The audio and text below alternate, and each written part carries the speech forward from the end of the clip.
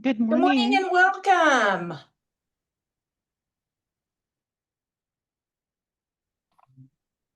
Hi, everyone. Thank you for joining. We'll go ahead and get started here as we are going to be very mindful of time. It's going to go quickly, our time together. Want to make sure that you have access to our resource today and our slide deck. All right, so welcome everyone. Thank you for being here. Today's session, Fostering Collaborative IEP Processes, focuses on overcoming barriers and building strong partnerships. So we'll look at some common barriers that might get in the way of effective collaboration, and we will explore practical real-world strategies that are going to help build trust, shared understanding, and meaningful participation across teams. So by the end, you'll have concrete, tangible steps that you can apply in your role to make the IEP process more collaborative and impactful. So we welcome everyone, and before we jump into today's session, let's take a minute to connect.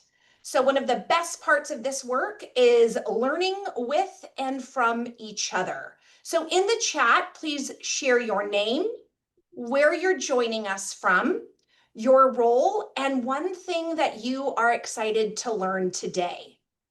And as you read through everyone's responses, just notice the variety of perspectives in this virtual space.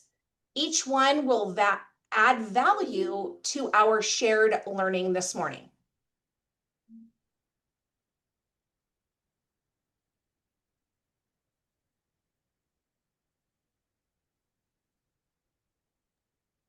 Lori, it looks like the Chat is not it's enabled. working. It's working Oh, now, it's I think. working. Okay, I Yay. was Okay. just looking that direction going, I'm not saying, okay, I think people are typing. We'll give them, oh, welcome. Thank you so much for joining us. No, sorry. I was just trying to figure it out. Oh, that's okay. And you can welcome, that's right. We allowed for participants to unmute. So if you just want to unmute real quickly, we'd love to hear from you as well.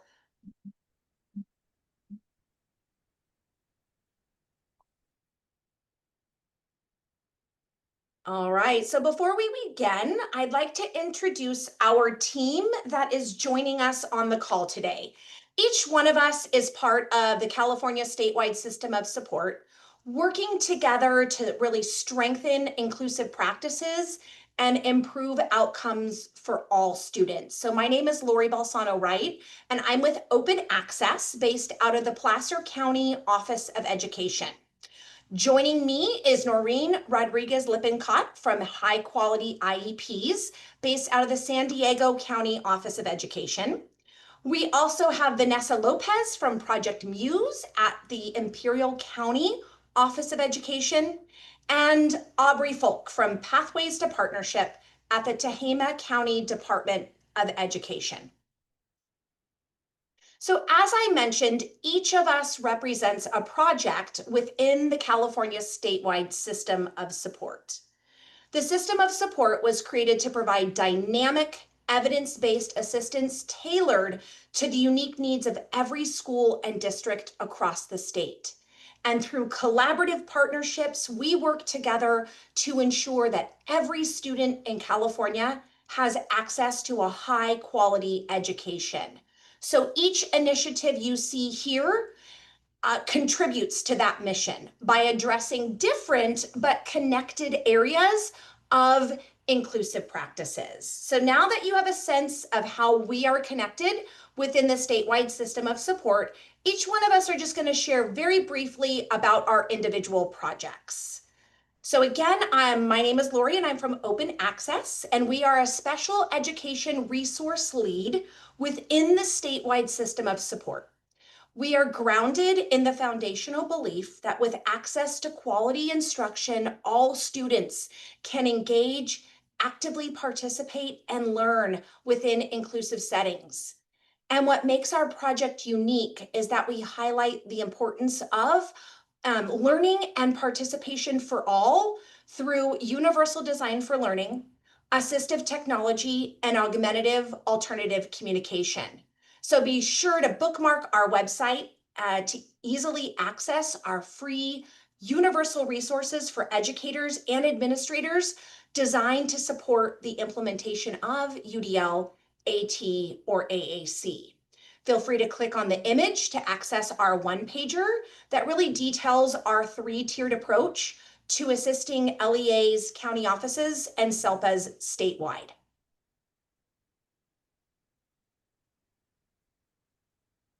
Hello, everybody. Good morning.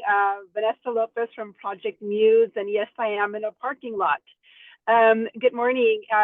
Project Muse is really focused in on serving and supporting students who are dually identified, meaning students who are English learners and also students with disabilities. So given the complex needs of these English learner students with disabilities, the Imperial County SELPA has been charged in developing resources and supports for practitioners statewide, whether you be a school psychologist, an ed specialist, a speech and language pathologist, whoever it is that you role you embody at your site or at the different places that you provide services and support for dually identified students, we've got resources for you. From infographics to video recordings, all of that is available so that you may travel with the necessary resources and tools to really integrate the supports required for students who are dually identified, meaning Title III and IDEA. With that, I'm going to hand it over to our next partner in the presentation so that they can keep taking us further down. Thanks, Vanessa. All right, so I am here representing the High Quality IEPs project. And so I'll try, I know we're really short on time, so I'm just going to focus in on our project is everything about the IEP process. And our focus is to remove barriers, along with creating a sense of belonging for students and families, and therefore fostering meaningful participation, which results in educational benefit for our students. And we will share all of our resources through at the end of the session. We'll have our open table or round table at the end where we'll all four be there as well. And we'd love to have you join us. Good morning. I'm Aubrey Folk with Pathways to Partnership. Pathways to Partnership is really building a statewide culture of trust and collaboration between families and schools to prevent, reduce, and resolve conflicts in special education. By addressing these issues early and preserving IEP team relationships, we aim to ensure equitable outcomes for students with disabilities. Our work centers around three different pillars. Those three pillars are family and community support and conflict prevention, voluntary alternative dispute resolution, and lastly, our facilitated IEPs, creating a sustainable, accessible continuum of support across California. In the IEP process is not just a document, it's a journey that unfolds over time. So we recognize that when we started this journey in developing this resource. So many people are part of an IEP team, and each of them bringing a unique perspective and experiences, starting with parents that provide insight into the child's needs, strengths, and home context, the student offering their own voice, which is really important, and their preferences, helping guide meaningful goals, and educators, which contribute expertise on instruction, interventions, and support. Every member of an IEP has value. Each perspective helps create a more complete and effective plan for the student. The journey works best when all voices are heard and respected. It's not just one meeting, it's really before, during, and after. So assessing the need for this resource that we developed to share with everyone, we created this resource to really help address common barriers that arise in the IEP process by providing practical resources and guidance. By identifying the most frequent challenges, we aim to equip parents, students, and educators with tools to navigate them more effectively, making the IEP process smoother, more collaborative, and focused on students' needs. According to this data from the Center for Appropriate Dispute Resolution in Special Education, CADRE, this data was pulled from the 23-24 school year. California ranks the 5th highest in the nation for the special education dispute resolution. This highlights the challenges families and schools face in navigating the IEP process. Recognizing this team, we developed this resource to provide practical tools and guidance to help reduce conflicts, improve communication, and support more collaborative IEP experiences. So high quality IEPs asked parents the simple question: what resources or supports would you like to see as part of the IEP journey? You can see some of the themes here that parents highlighted, including inclusive opportunities, parent training and resources, and meaningful engagement. We heard this feedback and we designed this resource to deliver supports that better guide families through the IEP process. This includes tools like the IEP planning checklist, action plans, and glossary of special education terms.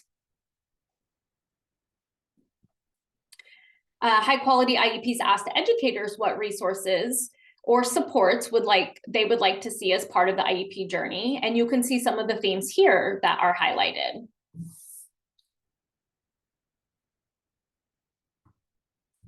In addition to the tools for families, the resource also includes supports for educators, such as resources for new special education teachers and videos covering the key components of IEPs. These materials are designed to help educators feel confident and prepared in supporting students throughout the IEP process.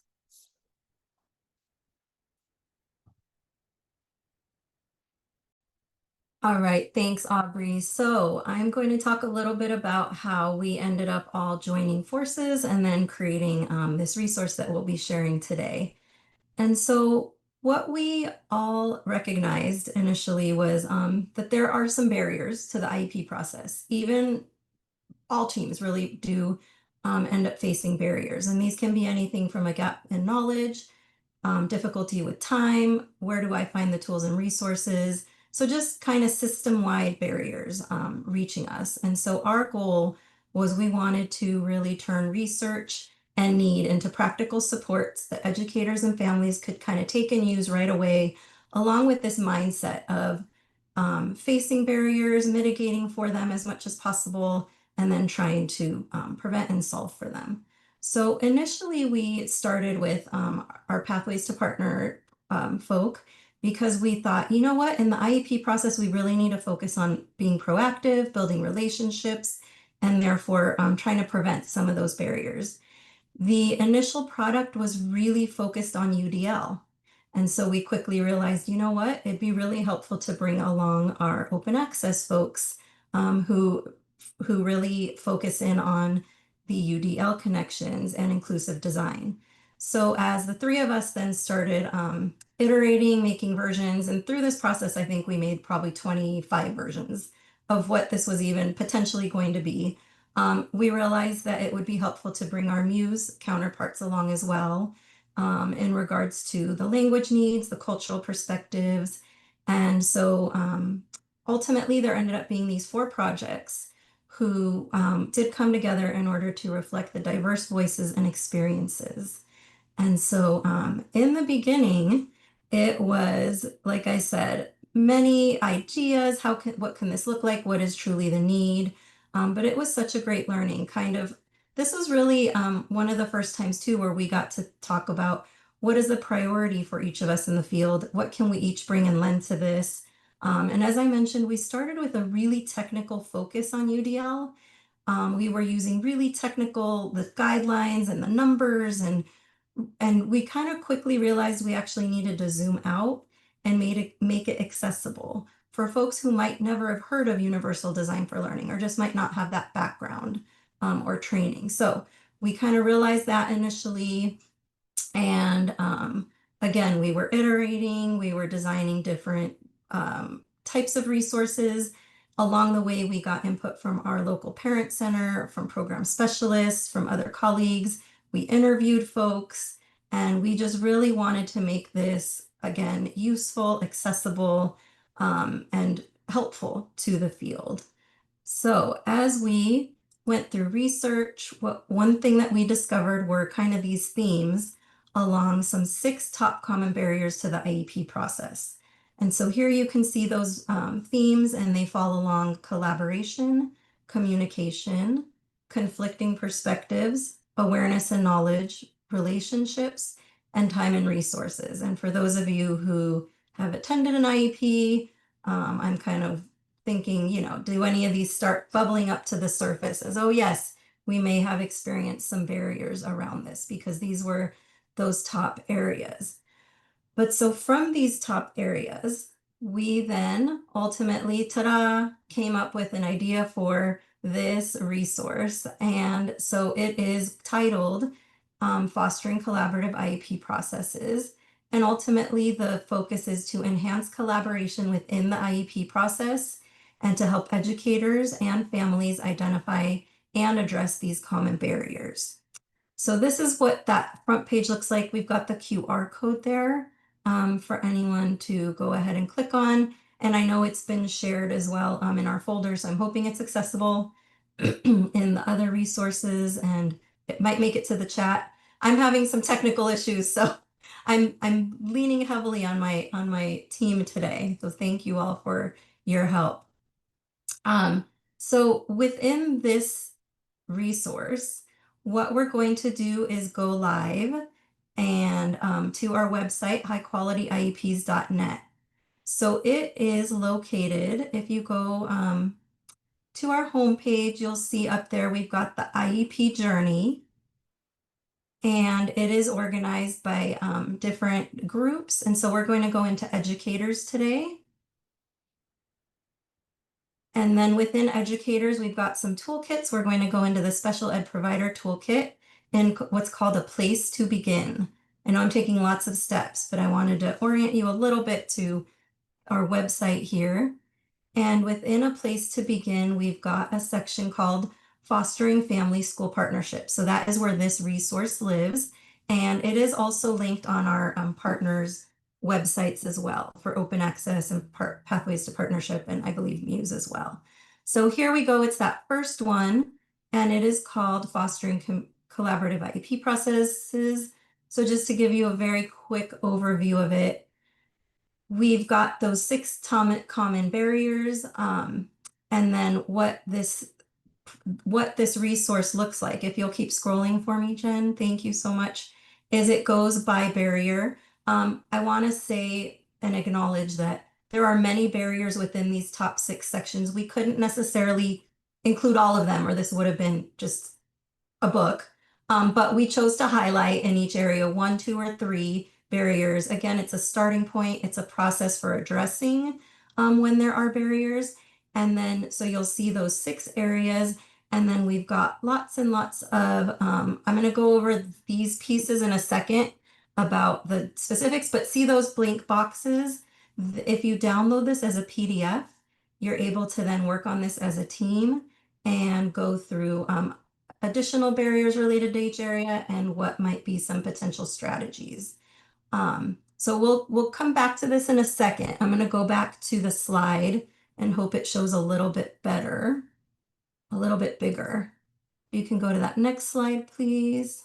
Perfect. So within each of the top 6 barriers, this one is showing how collaboration is structured, but all 6 follow the same pattern.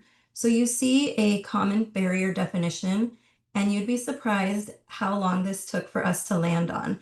But we realized across our projects how important common definitions and common vocabulary was to understand. So we have landed across our groups, at least across these common definitions for each area.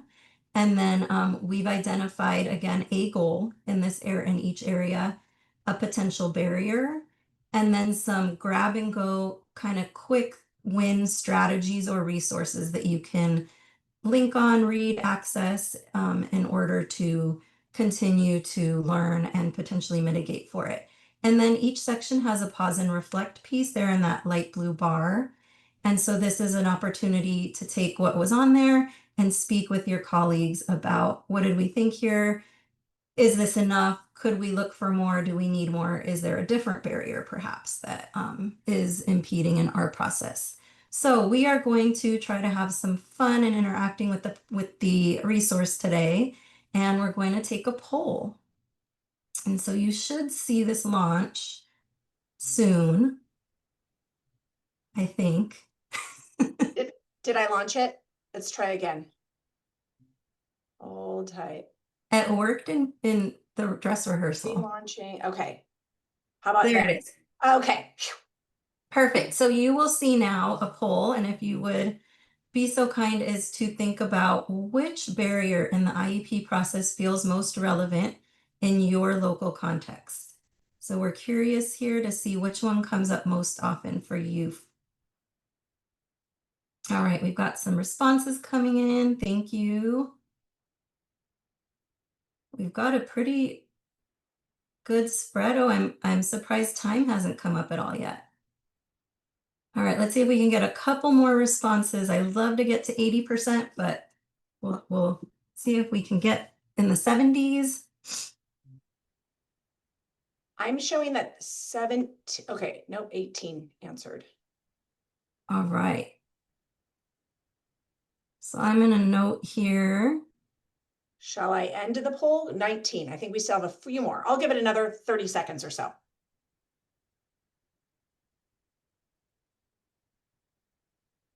All right. I think we made it to 80. Thank you, everybody. Okay. All right. And so I think it's showing you the results now. And we can see 5 of the 6 did come up as the top in here at least, or the top for you.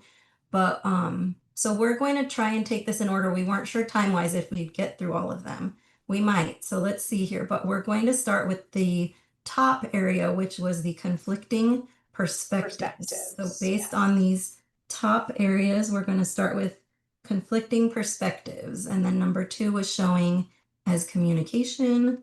Yep. And then collaboration. All right. So we'll take along and at least try to do these top few.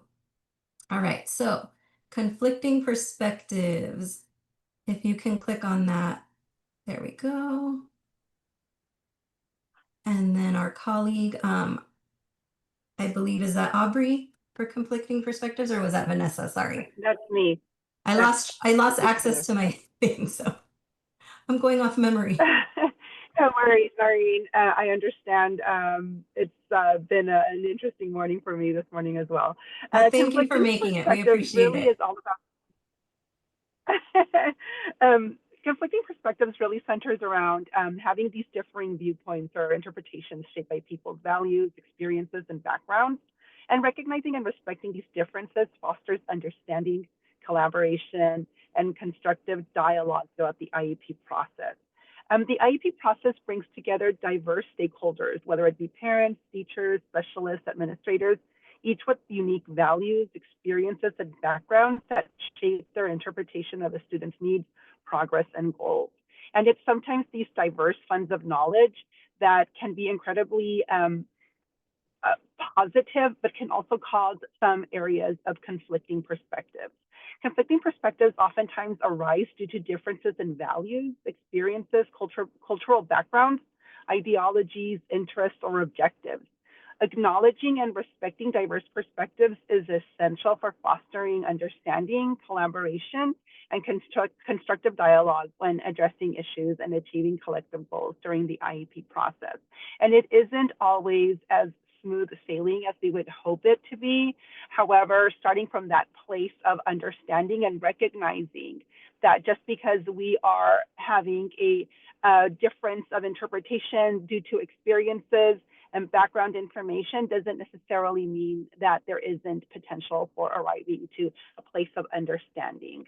So the goal is always to create a safe and supportive environments actually plural, that are respectful of multiple perspectives, from understanding of disability and education.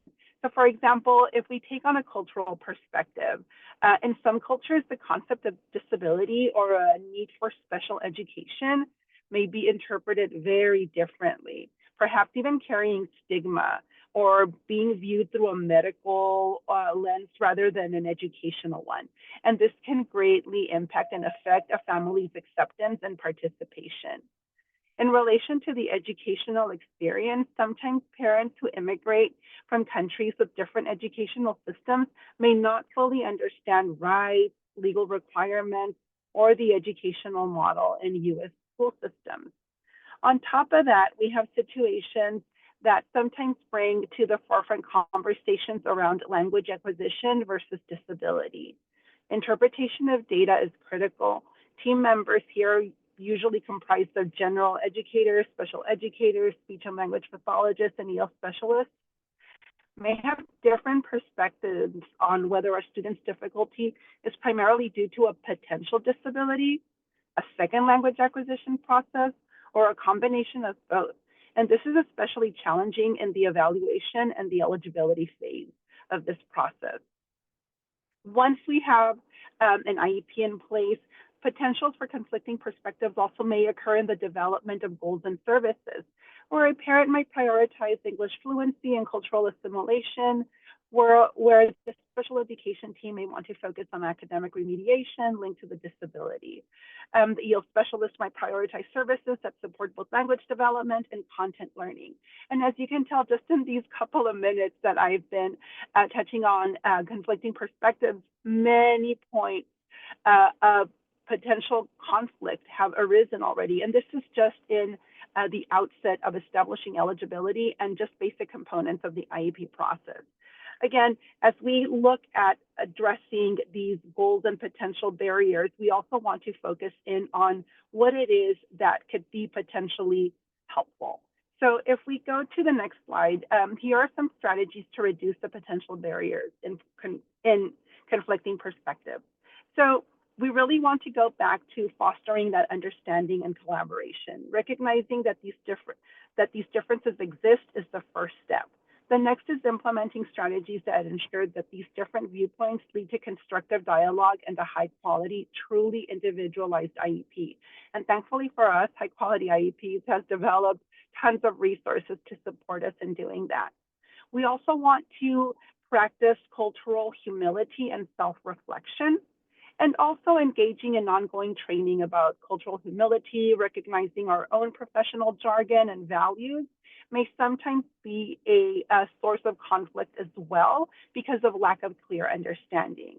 Additionally, assumptions that we may make are also just that, assumptions that are based on one particular perspective. We want to de-jargonize intentionally so that whatever it is that we're discussing is clear and understood by all participants, and engage in practices such as pre-meeting preparation, active listening, ensuring equity of voice, and creating shared goals. And ultimately, really focusing on the student. Using the student as the central focus can help align differing professional and personal viewpoints, as well as discussing the student's strengths and interests before discussing deficits can help build consensus.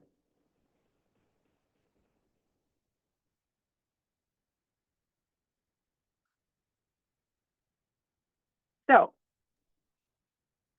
we want to consciously value and integrate these diverse viewpoints.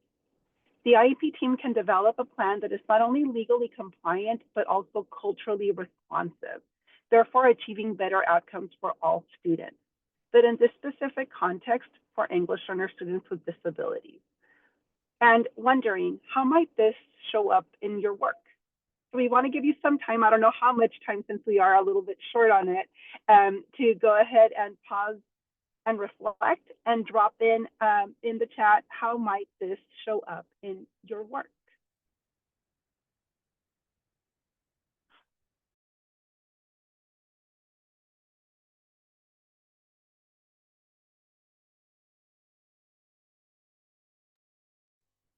Thank you, Vanessa. So as folks are kind of thinking on this, you gave us a lot of food for thought around just this one potential barrier.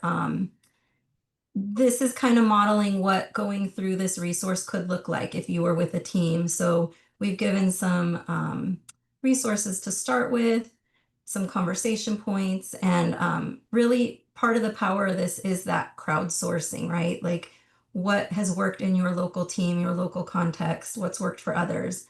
And so because we do have a group in front of us, we are really curious to see what comes up for you all and it might end up added to our resource perhaps because we realize that, there's always more to add. All right, we've got some responses coming in. Yes, the importance of getting to know the families, pre-surveying families with open-ended questions, things like parent interviews, connecting with resources in the community. Perfect. Oh, I love this. Ensuring there are multiple occasions where families can participate in positive experiences. Yes, and I'm seeing this theme around building that relationship. So these top areas, right, aren't like black and white separate. One could kind of bleed into the other, and if you work on one area as a priority, it could, as a ripple effect, potentially help other areas in your system as well. So thank you all for participating in this, and we'd love to get the chance. We're going to model that second area that came up, which was communication. So we're going to take us through. Thank you, Lori. Yeah, so the group chose communication as a second top barrier to focus on. So the definition of communication that our team kind of came up with is the exchange of information, ideas, and feelings through words, writing, gestures, or other forms of expression. So effective communication builds understanding, supports collaboration, and strengthens partnerships throughout the IEP process. So again, communication can definitely weave into those other common barriers. As we move through the tool, we'll keep this definition in mind and think about how communication shows up or breaks down in our own context. So now let's take a look at the potential goal connected to this topic. The goal is to ensure effective communication to facilitate understanding, collaboration, and the sharing of knowledge throughout the IEP process. And when communication is clear and accessible, it helps every team member contribute meaningfully and ensures that decisions are made with a shared understanding. However, one potential barrier we often see is that information is presented in a way that's overly technical or filled with jargon, especially when we're talking about assessment reports or IEP forms. And when this happens, not all team members, including our families, can fully engage or understand what's being shared. So as we move forward, we're going to explore some strategies that make information more understandable and inclusive, so all voices are heard and valued throughout the process. So we've identified that potential barrier, and now let's look at some of those strategies to reduce the barrier specifically related to communication. So these strategies focus on making the IEP process more accessible, transparent, and collaborative for all team members. For example, teams can hold a pre-meeting to walk through the IEP process and answer any initial questions before the formal meeting begins. Provide parent training sessions in areas of identified need can also build confidence and understanding. The team can also work to minimize jargon and offer a list of commonly used IEP or special education terms so families and general educators can follow along more easily. Connecting families to their local family empowerment centers offers another layer of support and partnership. Visual tools like flowcharts or graphs can help make data and assessment results easier to understand. Engaging with the Community Advisory Committee can help connect teams with local resources while encouraging open-ended questions, promoting advocacy and shared understanding. And finally, there are helpful short videos and resources available that help break down each component of the IEP process, making that complex information more digestible and meaningful for everyone involved. And before we move to the next slide, I just want to share a story from personal experience about communication. So during one IEP meeting, a parent became increasingly quiet as the school psychologist was reviewing the assessment results. And so because that report was filled with technical terms like standard scores and percentiles and scaled scores, and although the team was well intentioned, the language felt overwhelming. And so after the meeting, the parent admitted that she didn't fully understand the data and kind of left unsure how it really connected to the child's goals. So the next time the team tried something different, they scheduled a short pre-meeting to walk the parent through the IEP process. They shared a visual guide that explained the graphs and key terms in simple and clear language. They also provided a few of those short videos for the parent to preview, covering the assessment and present levels and measurable goals, supports and services, kind of breaking down each step in the IEP meeting. These small changes made a huge difference. The visual and audio resources helped the parent to see how each part of the IEP connected to her own child's progress. And by previewing that information ahead of time, she arrived to that meeting, the formal IEP meeting, feeling more confident, more engaged, and ready to contribute. And so what had once felt like an overwhelming kind of stack of reports presented in front of her really turned into this meaningful conversation around goals and growth and collaboration.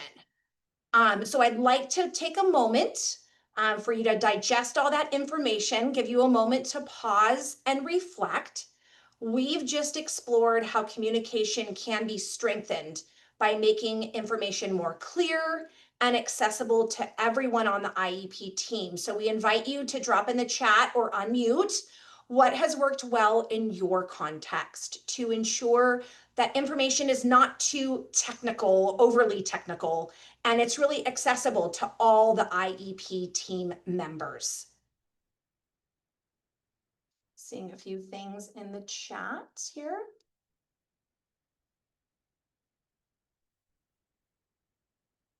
Yes, including SELPA in those pre and post IEP meetings. Thank you. Asking those open-ended questions.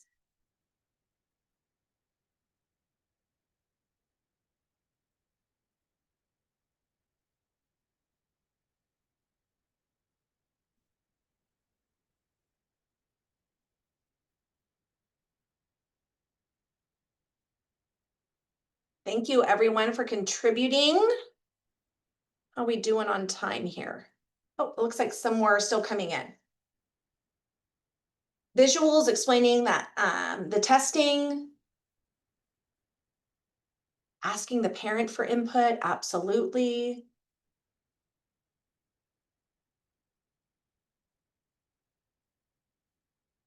Providing work samples, thank you.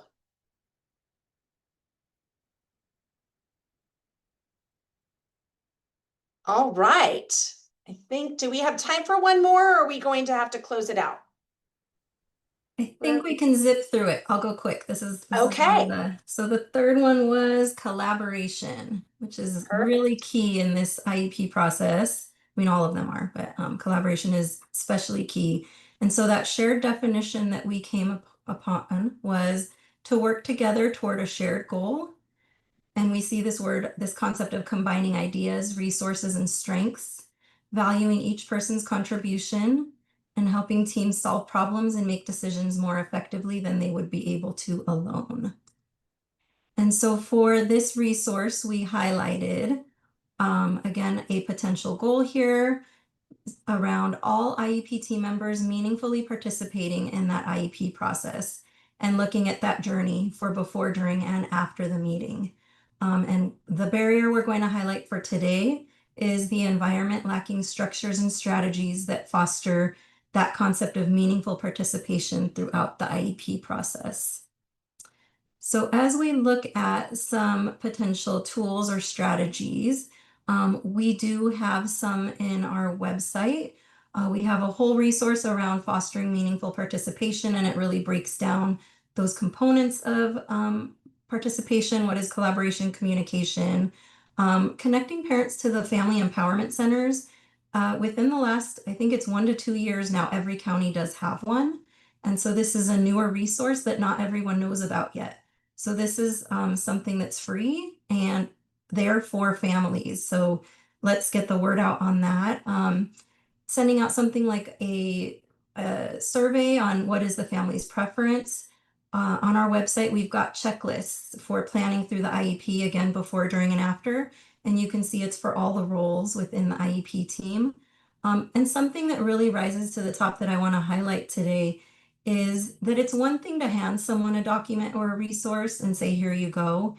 And it's a whole nother thing to create dialogue around it and explain why it's important, how it connects to the process, explaining these pieces around. There are some requirements that are procedural and we have to do them. And there are some pieces that we do for that goal of educational benefit.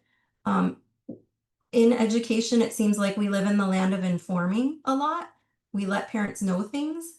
And so kind of moving beyond that and moving from informing to actual co-creation and partnership would be the goal here. And really bringing them alongside again as partners. So here are some potential strategies and tools that we could use. And then I'd love to ask you all in the chat, what has worked well in your context that has been really positive for growing that meaningful participation in the IEP process?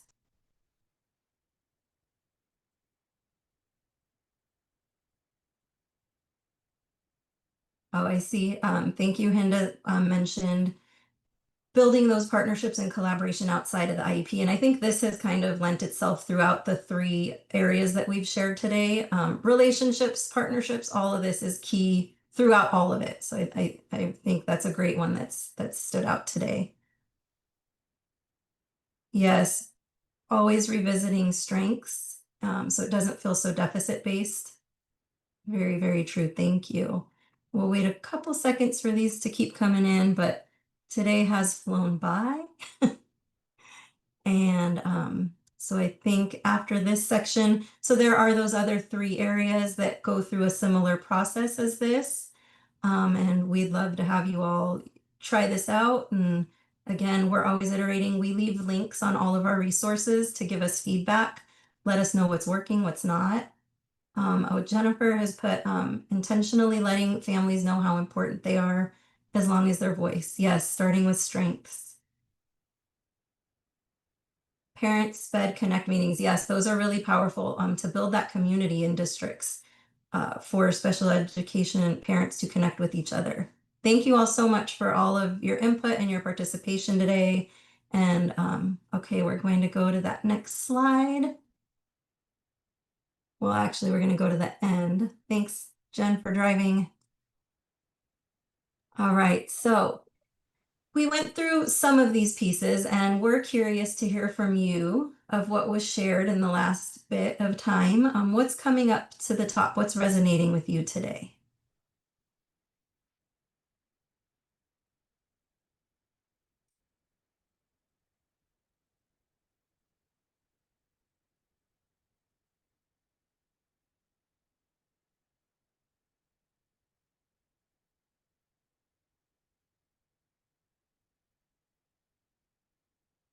Yes, go ahead. You can come off mute or type it in the chat. I know that wait time feels so long as people are typing away. All right, let's see. Involving families in every part of the process. I really, really resonate with that. Thank you for sharing that. Sometimes the steps themselves are fairly simple, but yes, we need to be intentional about helping explain them so that they're impactful. And we're seeing some agreement on those. Yes, not everyone has to be an expert. That collaboration helps share the power of knowledge across the team. Thank you. Creating bridges for families. These are great. You guys have some amazing things and ideas here. All right. Well, as we begin to close up, we've got our 4 projects. I know this is a lot, but some people are, we love if you'd follow us on our social media, on on our websites. We've got lots and lots of information and trainings and resources continuing to be released throughout our 4 projects. So please stay connected with us. So there you've got Open Access and Project Muse, and then you've got our other 2 projects as well. They should be on that participant slide deck for you also to go back to.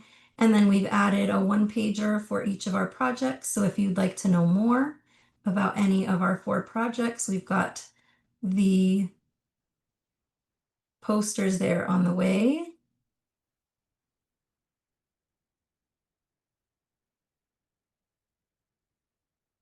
And we finished with 5 minutes of time. Thank you so much, everyone. We appreciate you coming and learning with us. And please stay connected.